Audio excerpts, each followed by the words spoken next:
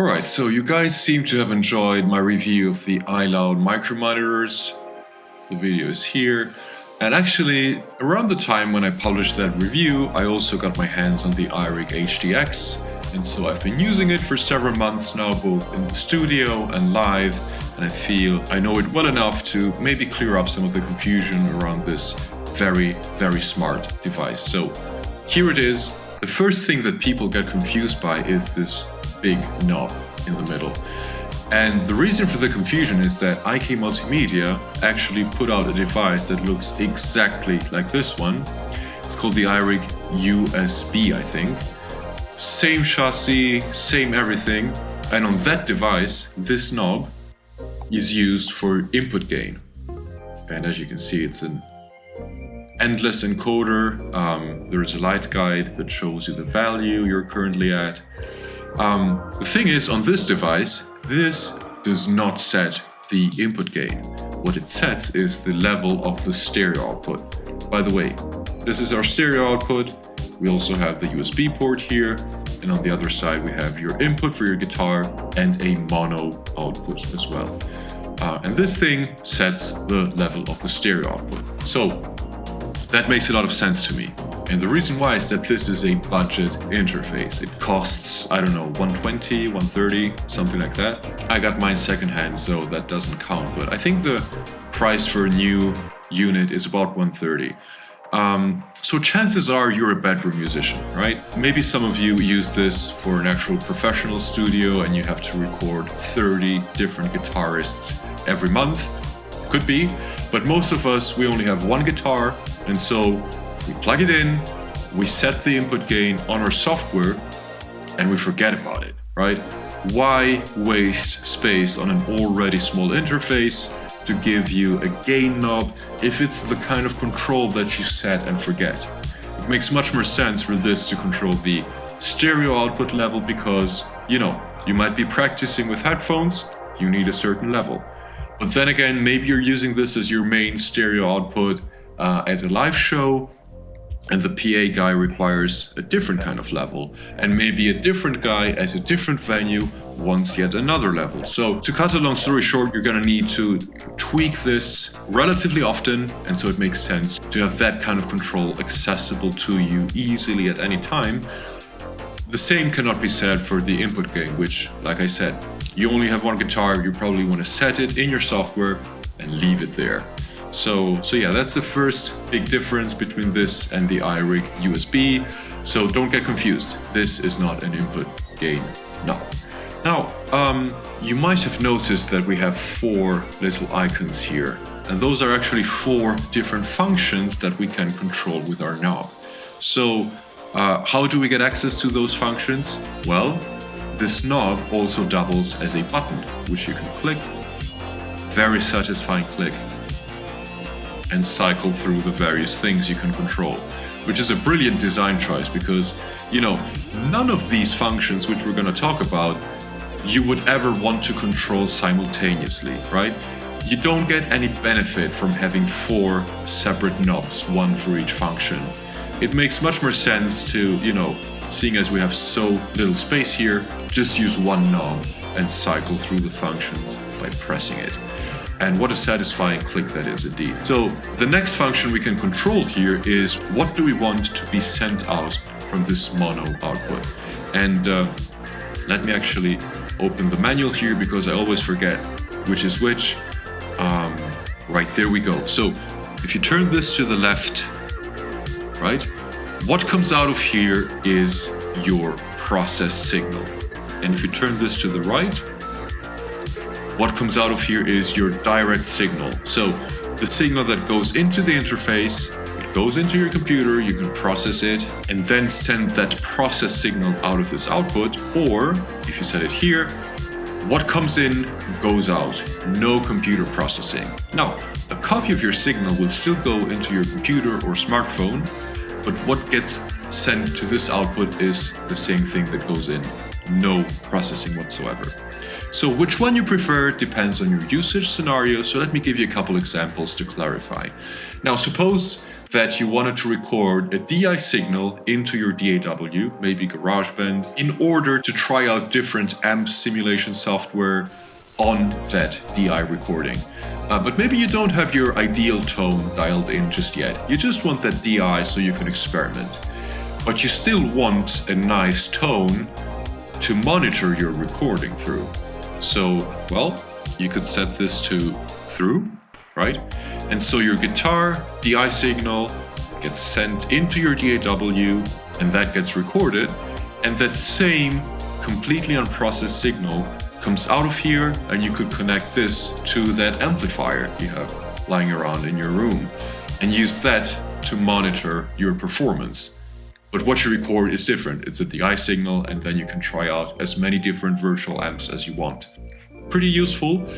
Or let's try the opposite. Let's send our process signal out of here. So this is very useful when you're playing live. Now imagine this, you are at a small venue. For most of us, that's how we play live. This thing could be your only mixer, right? You could use your stereo output using a cable like this one, right? Mini jack on one side, and on the other side you have two XLR cables. You go straight into the speakers. What the audience hears is your stereo mix. Whatever comes out of your DAW, right?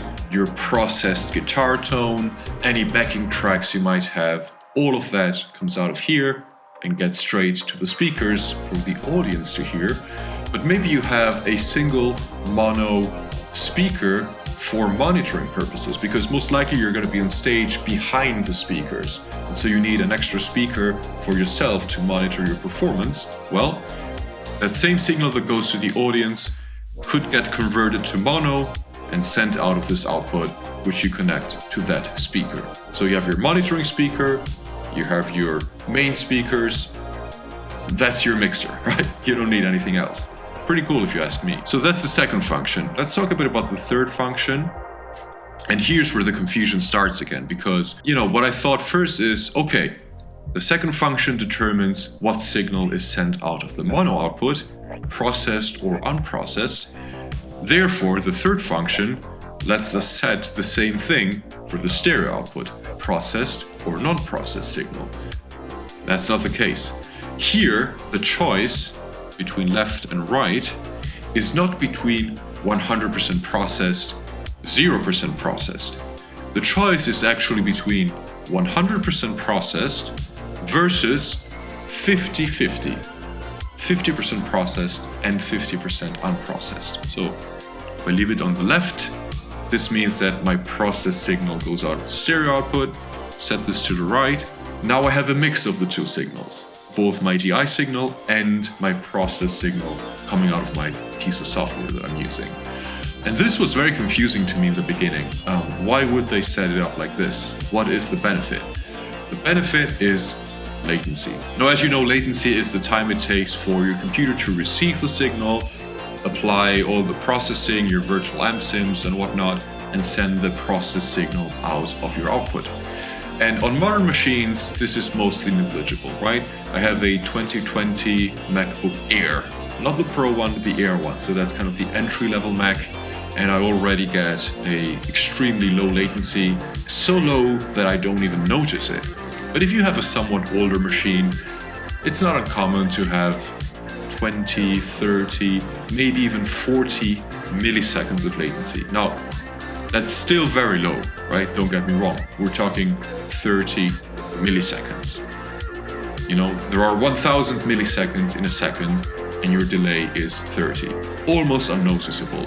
But there are those guitar players that are particularly sensitive to this, and they perceive that little delay between when they pluck the string and when they hear the processed guitar tone 30 milliseconds after that.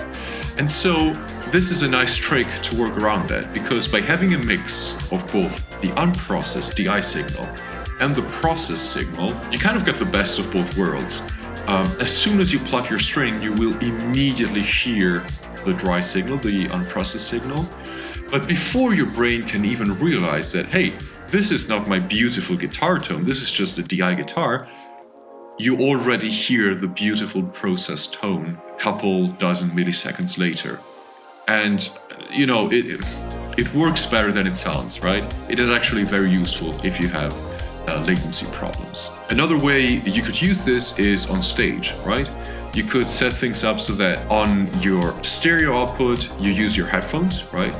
Maybe you don't have a dedicated monitor reference speaker, maybe you just have headphones. And so you could have your 50-50 thing in your headphones so that you have no latency problems. And then you could use your mono output to go to the PA system, so the audience would hear your 100% processed signal coming out of this output. Another very useful scenario here as well.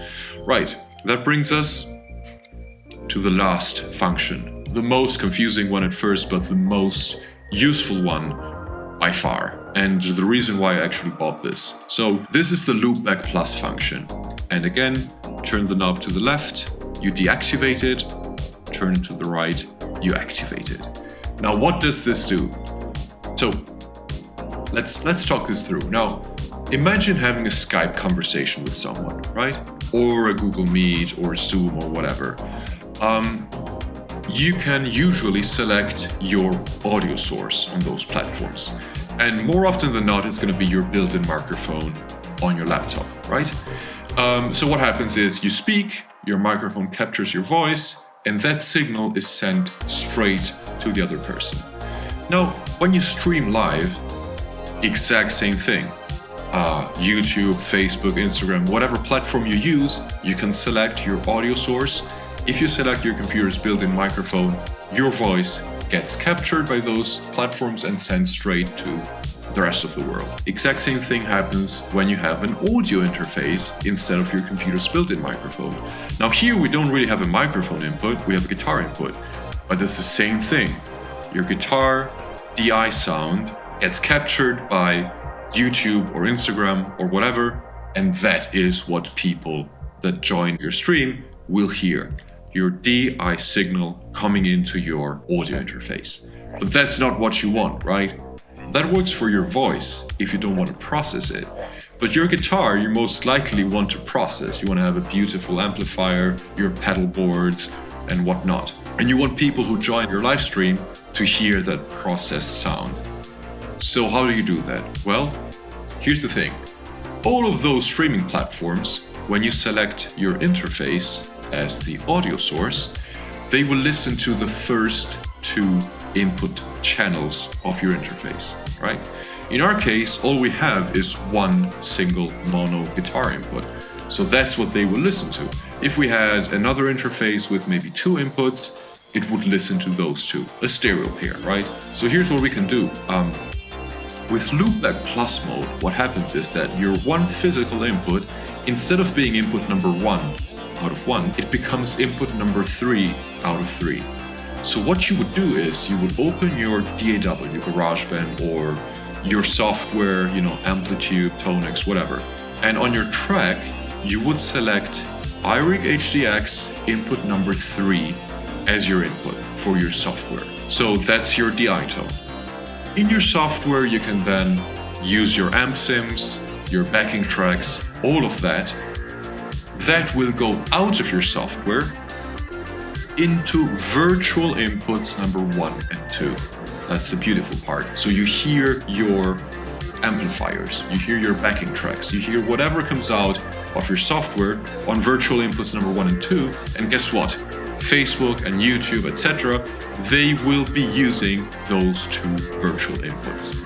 How beautiful is that? That's how I do my live streams on this channel, by the way. I stream live maybe 2-3 times a month, and I activate loopback mode.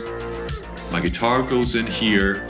I have a track in GarageBand where I select iRig HDX input number 3 as my input, so that my DI guitar gets captured by that track. I have my amp sims. I have a separate track for my guitar with my synth sounds. I even have a separate track for my built-in microphone so that I can actually speak to people as well. All of that audio, my beautiful guitar tone, my synths, my voice, come out of GarageBand into virtual inputs 1 and 2. You don't even need to connect anything, it's automatic. And that is what YouTube captures and streams to the world.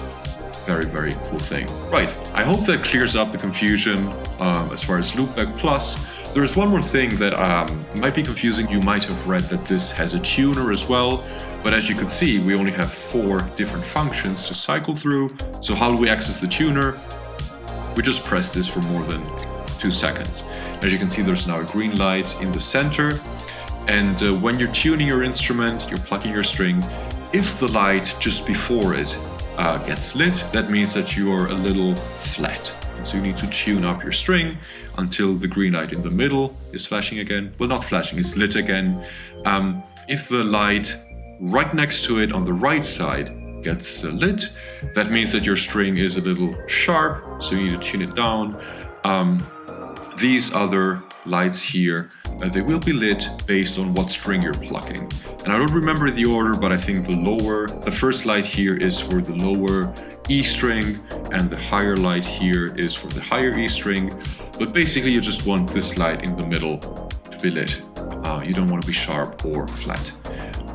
That's it. And once you're done tuning, press this for 2 seconds and you're back to normal operation. Now there is one more thing I want to address, because it's all nice and well having just one USB port and one cable for both power and data transmission. It's very convenient, you don't need a separate outlet for this, but are those 2 cables inside this cable isolated well? Because it can very well happen, especially with USB ports, that the power transmission kind of dirties up your signal.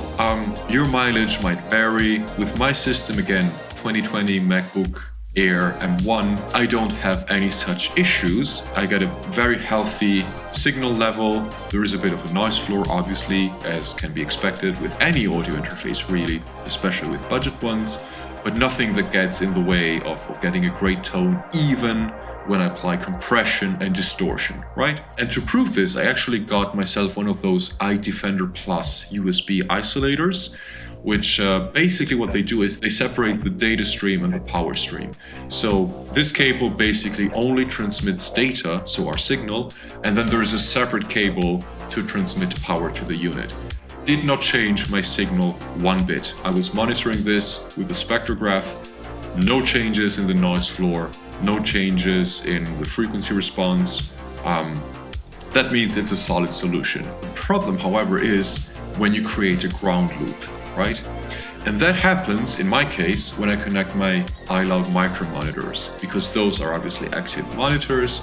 They have their amplifiers built in, and so they are connected to the power outlet. And when I plug in my guitar as well, that creates a ground loop. You start seeing that 50, 150, 250, etc. humming, buzzing noise, which is going to degrade your signal.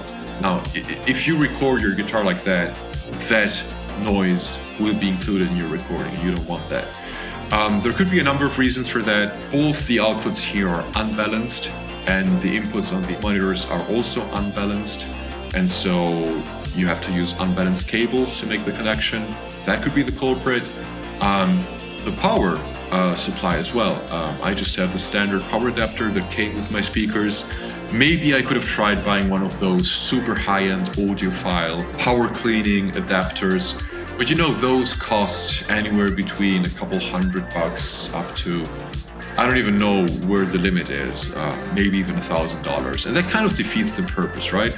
If you want to buy a smart budget interface and save money there, you don't want to be spending $700 on just a power adapter, right?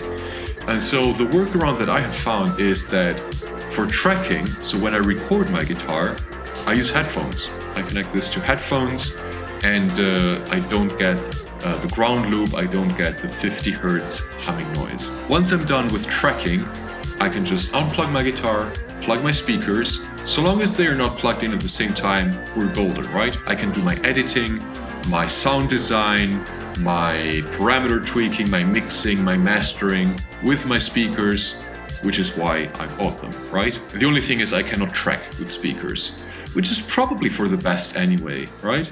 If you use headphones, there's no risk of, signal coming out of the speakers at such a loud volume that it would be captured somehow by your pickups. I don't even know if that's a problem, but you certainly get rid of it if you're using headphones for tracking. So yeah, not such a big deal. I do want my speakers for sound design and mixing and mastering though, and I can get that, so no problem there. But just something I thought I'd mention for those of you who might be worrying about this. So there you have it. That's the iRig HDX. Again, not to be confused with the iRig USB, completely different thing. If you're planning on purchasing this, why not use the affiliate link I have in the description box down below. I'm not being sponsored by IK Multimedia. I mean, come on, look at the number of subscribers I have. Why would they want me to sponsor their products anyway? But yeah, I got this out of pocket and I used it for several months, both in the studio and live. And I studied the manual and I think I know it in and out well enough to give you this detailed description. And so I don't think there's anything wrong really if I get a little percentage if you purchase this through my link. So yeah, I would greatly appreciate it if you want to buy this anyway. Why not use my link? Otherwise, no problem. I hope this video was still helpful for you. And thank you very much for watching, and I'll see you in the next video next week. Take care.